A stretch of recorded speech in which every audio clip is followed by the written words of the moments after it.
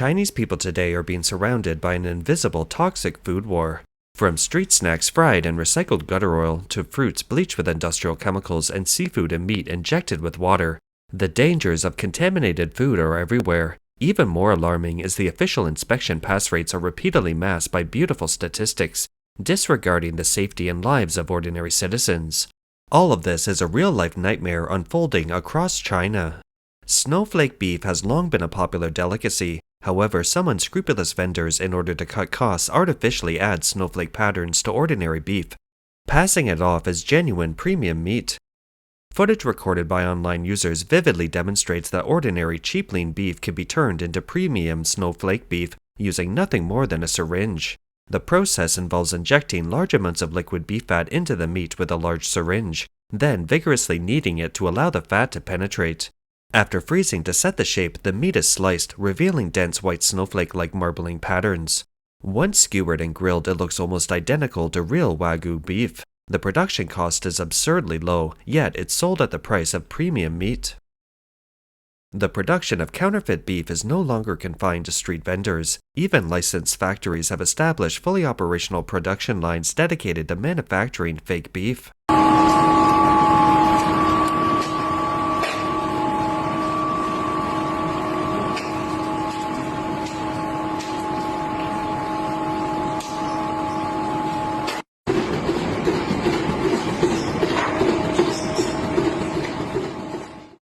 Furthermore, few people imagine that even eggs could be counterfeited.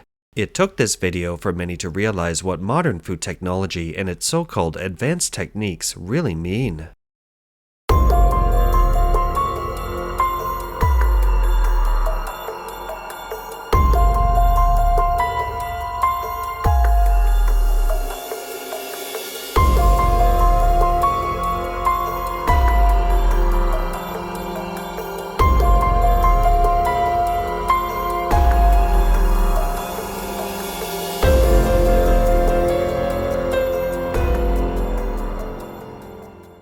Long-term consumption of such eggs may harm the digestive system and even affect children's development. Many netizens have expressed shock and disbelief, asking, if even the most basic staple like eggs can be counterfeited, what is left in society that can still be considered real? Other users have also shared videos exposing the production process of black beans. In the footage, workers pour an entire bucket of thick, dark blue-black chemical dye directly into an industrial mixer filled with ordinary light-colored beans. As the machine spins at high speed and steam rises, the beans are rapidly coated. In just a few seconds, the ordinary beans are transformed into jet-black, glossy beans. The artificial rice industry has developed into a mature supply chain. With machines running at full capacity, large quantities of rice can be produced every day, while genuine rice grown in the fields requires up to half a year to mature.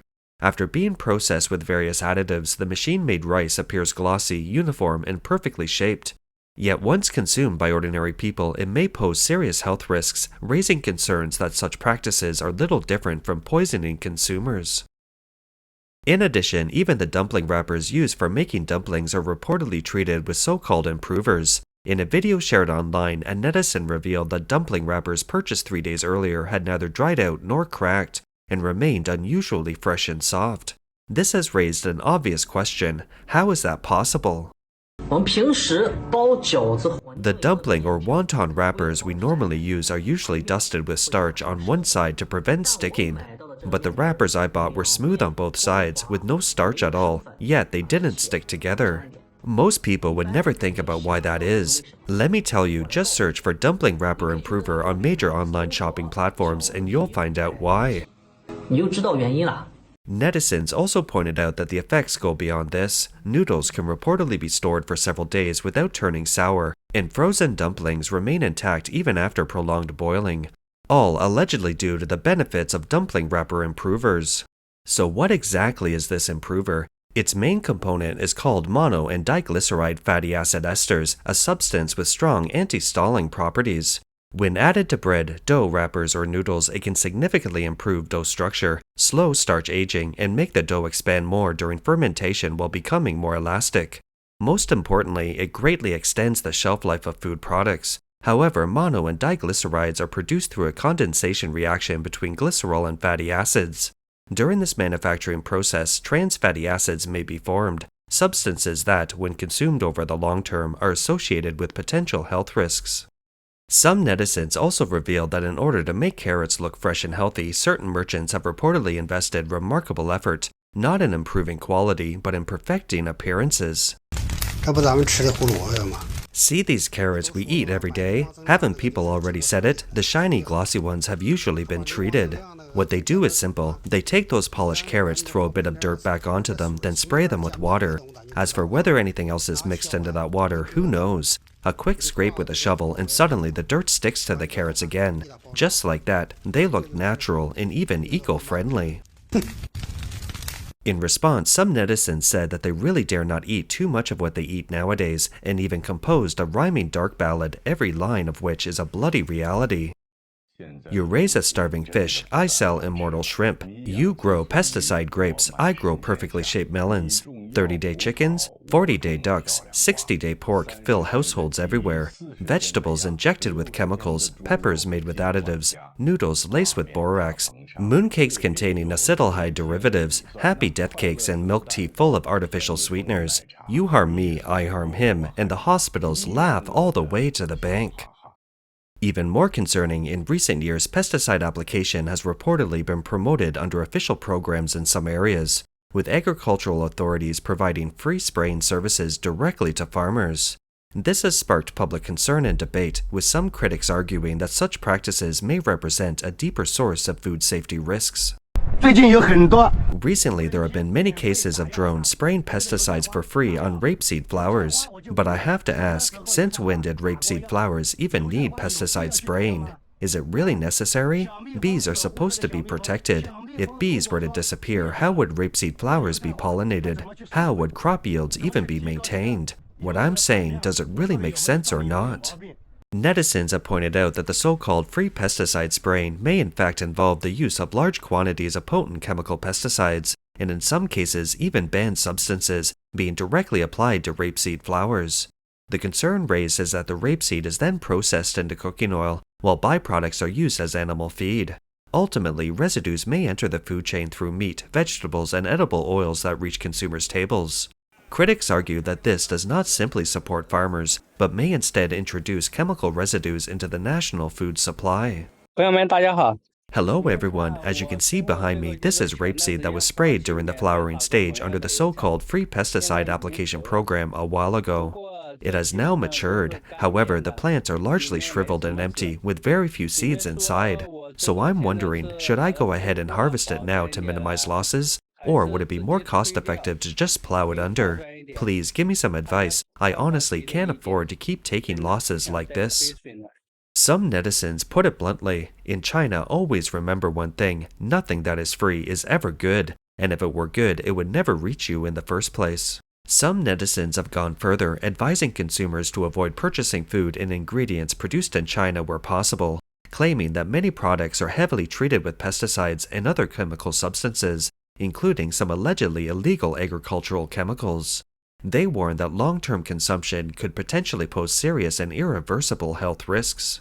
Based on multiple international recall cases in 2025, South Korea discovered during import inspections that Chinese-made carrots contain 14 times the permitted level of clothianidin. Onions contain 12 times the permitted level of thiamethoxam. Garlic sprouts contain excessive levels of iamazole, and frozen spinach contain excessive levels of imidacloprid. Among the substandard products identified by the Food and Drug Administration, Chinese-made food accounted for nearly 40%. No wonder the CCP's party and government organs eat special supplies while the people eat toxic and harmful food. This is how the Chinese people develop their invulnerability to all poisons. No wonder major hospitals in China are overflowing. Meanwhile, in the pursuit of profit, some restaurant operators have also been accused of using questionable practices. A popular restaurant in Nanjing is doing booming business because washing crayfish every day is not only slow, but also time-consuming and laborious, so they use industrial chemicals such as oxalic acid as a substitute, also known as crayfish washing powder. As shown in the video, workers filled a container with water and added several bottles of a substance identified as oxalic acid. The container and related equipment were also rinsed during the process. Crayfish were then placed into the solution. During the process, the crayfish can be seen struggling for several minutes. The water gradually became discolored while the crayfish appeared visibly cleaner. After cleaning, the crayfish were reportedly taken directly to the kitchen for further processing. Oxalic acid is a strong cleaning agent commonly used in industrial and household cleaning, including for bathrooms and toilets. Ingesting oxalic acid can lead to permanent kidney damage and even death. In addition, shrimp, crab, shellfish, and other aquatic products often contain excessive levels of bleaching agents, such as sodium sulfite, preservatives, antibiotics, and disinfectants. Separately, a recent incident reported in Lishui, Zhejiang also drew public attention. According to accounts, a woman visiting a scenic area experienced stomach discomfort and urgently looked for a restroom. When she opened the door, she was surprised to find the facility in an unusual condition, with a strong odor and tea leaves laid out across the floor, said to have been placed there by local residents for drying. The local authorities reportedly responded briefly and understatedly, stating only that the situation had been discouraged or advised against. Some netizens expressed frustration over the response, asking, "After seeing this news, would you still dare to buy tea from Zhejiang? Shouldn't the authorities have immediately confiscated the tea, followed proper procedures for destruction, punished the relevant merchants, and directly transferred those suspected of criminal activity to the police?" Simply offering a warning is hardly a proper response. This is described by some as the reality in China, where even basic food safety and hygiene are said to be difficult to effectively regulate. Some industry insiders have also claimed that the toxic goji berries reported by CCTV are already well known within the industry, and that there are many other issues that remain unknown to the public or not disclosed. Let's take a look at what some people call a situation where anything not explicitly forbidden is allowed. In reported pharmaceutical inspection data last year, one of the most frequently flagged non-compliant herbal products was stir-fried mulberry leaves. Some online posts even included images in support of this claim. Some pharmacy sales practices have also been questioned, with claims that certain herbal products may be substituted or misrepresented through processing or origin labeling. For example, herbs from different regions may be altered in appearance and still sold as higher-grade varieties. Similar concerns are also raised about other commonly used traditional ingredients, where processing or mixing may make authenticity harder to verify. In some cases, it's claimed that even laboratory testing may only detect the main components, making it difficult to distinguish certain substitutions without more advanced methods. Online discussions also point to frequent reports of non-compliant herbal test results, as well as ongoing concerns about traceability and certification systems for some specialty products. In China, people are said to consume toxic food and take toxic medicines. It's often framed as a matter of how strong your kidneys are at detoxing and how strong your liver is at handling toxins. If strong enough, the outcome is said to be liver cancer or uremia. If strong enough, some joke that you might just drop dead on the spot. Recently, some netizens have compiled a list of commonly used Chinese patent medicines on the market and claim that the main ingredients in many of them are derived almost entirely from Western medicine.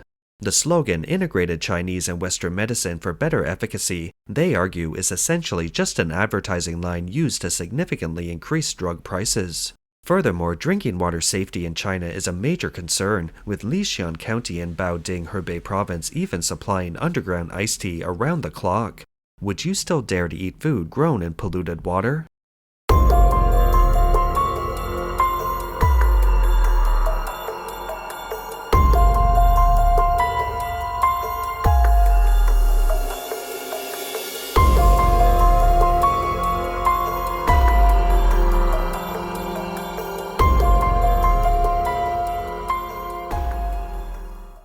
On April 28th in Panze, Hui, Sichuan, netizens photographed a large amount of industrial wastewater being blatantly discharged directly into a river.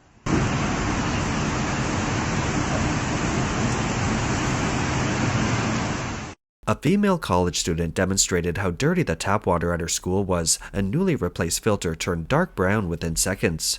One netizen sarcastically commented, "Now you know why you get pimples when you wash your face at school."